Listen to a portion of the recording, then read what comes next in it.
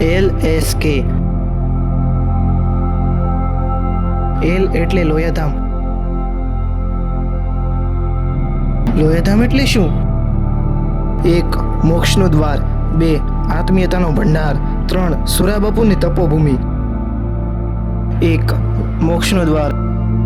લોયાધામ મોક્ષનું દ્વાર, કારણ કે લોયાધામની ભૂમિ પ્રગટ ભગવાન અને સંતો ભક્તોની પ્રસાદીની ભૂમિ છે, જ્યાં સાક્ષાત ભગવાન સ્વામિનારાયણ ઘરે ઘરે વિચરણ કરી અનેક લોકોને સત્સંગ કરાવ્યો છે.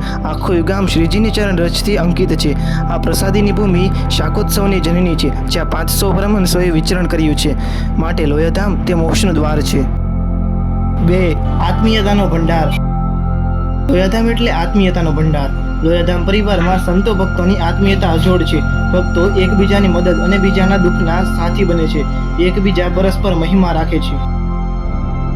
3. સુરાબાપુની તપોભૂમિ. લોયાધામ એટલે સુરાબાપુની તપોભૂમિ.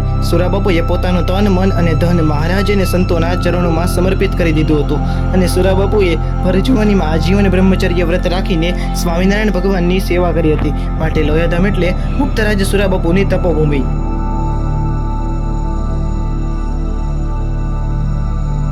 S એટલે સંસ્કાર.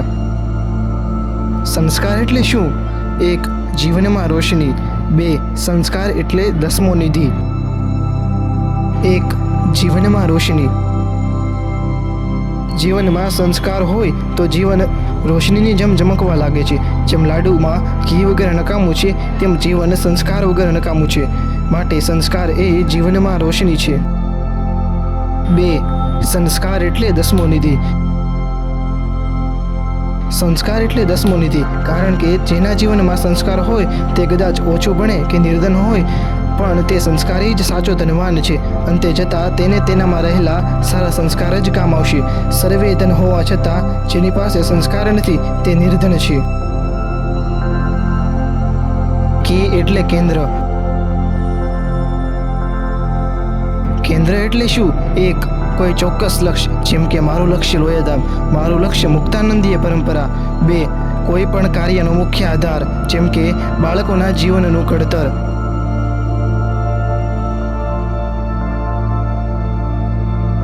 LSK એટલે શું? લોયાધામ સંસ્કાર કેન્દ્ર. 1. તેનું મહત્વ. 2.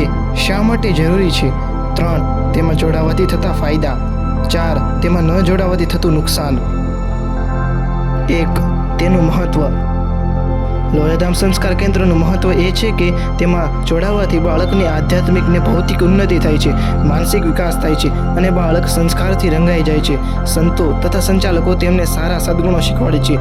આજની સ્કૂલોમાં કે ક્લબોમાં ભણતર અને કળા શીખવાડાય છે, પણ સંસ્કાર કોઈ નથી આપતું. માટે લોયાધામ સંસ્કાર કેન્દ્ર અતિ મહત્વનું છે.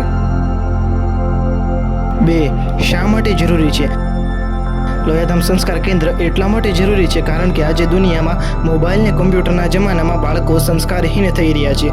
નાનપણથી ચોરી કરવી, ગાળો બોલવી તથા મારામારી જેવી અનેક બાબતો છોકરાઓમાં ખૂબ જ પ્રવૃત્તિ છે. એટલા માટે બાળકોના જીવનમાં સંસ્કારોનું સિંચન કરવા માટે લોયાધામ સંસ્કારની જરૂર છે. 3. તેમાં જોડાવાથી થતા ફાયદા.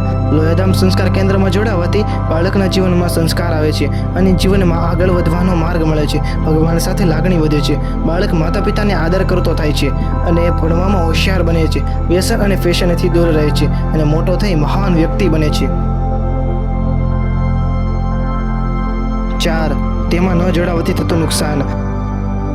આવા સારા સંસ્કારોનું સિંચન કરતા કેન્દ્રોમાં જ બાળકોનું ઘડતર થાય છે. એ સિવાય સ્કૂલોમાં અથવા કોઈ પણ ક્લબોમાં બીજું ઘણું શીખવાડવામાં આવે છે, પણ સંસ્કાર નહીં. લોયાધામ સંસ્કાર કેન્દ્રમાં ન જોડાયેલા બાળકો વ્યસની બને છે, ગાળો બોલે છે અને મા બાપનું સામું બોલે છે. લોયાધામ સંસ્કાર કેન્દ્ર સાથે ન જોડાયેલા બાળકો મોટા થઈને મા બાપને વૃદ્ધાશ્રમમાં મોકલે છે, તેમની સેવા કરતો નથી, અનેક ગેરકાનૂની કામો કરે છે. આવા અનેક નુકસાન થાય છે. જય સ્વામિનારાયણ.